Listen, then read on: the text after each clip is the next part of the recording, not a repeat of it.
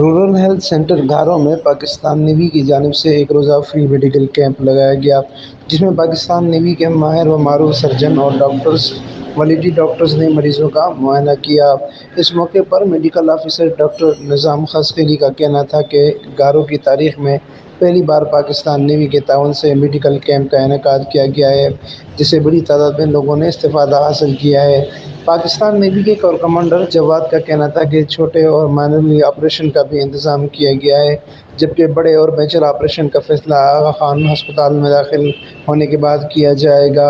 जिसकी सरपरस्ती भी पाक नेवी की जानिब से की जाएगी। दूसरी जानब पैरामेडिकल स्टाफ ज़िला ठट्टा के जनरल सेक्रेटरी सरफराज सुमरो ने मीडिया से बात करते हुए पाकिस्तान नेवी के फलाही काम को सराहा और सरकारी हॉस्पिटल में डॉक्टरों और अद्वियात की कमी की शिकायत भी की। इस मौके पर पाकिस्तान नेवी के कोर कमांडर जवाद का मज़ीद कहना था कि एस्टाब्लिश कंदी रही है सिंस 2010। असां जॾहिं बोर्ड आयो, बोर्ड खां वठी करे इन इंसानियत ख़िदमत जे लाइ असां हे कमु करे रहिया आहियूं। ऐं 2010 में भी ऐं 2011 में भी तॾहिं बि अहिड़ी एरियाज़ में वेंदा आहियूं जिते एक्सेसिबिलिटी हूंदी न आहे, कोई वञी नथो सघे पंहिंजी बोट सां गॾु या हुन सां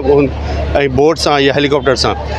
हाणे अहिड़ी सिचुएशन आहे जॾहिं असां ॾिसंदा आहियूं त जेतिरी गुरबत आहे ऐं जेतिरी ज़रूरत आहे माण्हुनि जी हिन एरियाज़ जे अंदरि, असां पोइ सर्वे कंदा आहियूं ऐं सर्वे करे ॾिसंदा आहियूं त हाणे हिन ज़रूरत खे असां केतिरो कॉन्ट्रीब्यूट करे था सघूं।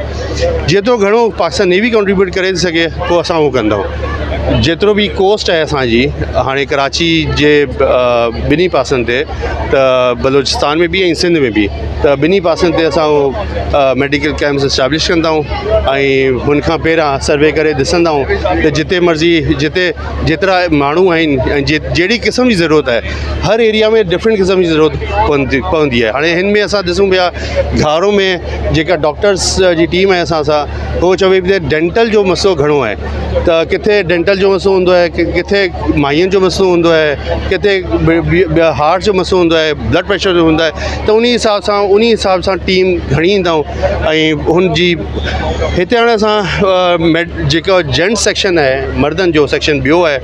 ऐं औरतुनि जो माइयुनि जो सेक्शन ॿियो आहे, ॿारनि जो सेक्शन बि आहे, त सभु डिफरेंट सेक्शन सां उहो इलाजु करे रहिया आहियूं। रुगो हे न त असां मेडिकल ट्रीटमेंट कंदा आहियूं या पोइ दवाऊं ॾींदा आहियूं, बल्कि हे बि आहे जेकॾहिं ज़रूरत अहिड़ी पवे त हिन खे ऑपरेशन जी ज़रूरत पए त आगा खान हॉस्पिटल में या बाक़ी बि जेका डोनर्स आहिनि, फिलैंथ्रोपिस्ट आहिनि, ऐं शुक्रगुज़ार आहियां हिन सभु डॉक्टर्स जो, फिलैंथ्रोपिस्ट जो। अमीन फारूकी, फायरस्टोन न्यूज़ नेटवर्क, ठट्टा, सिंध।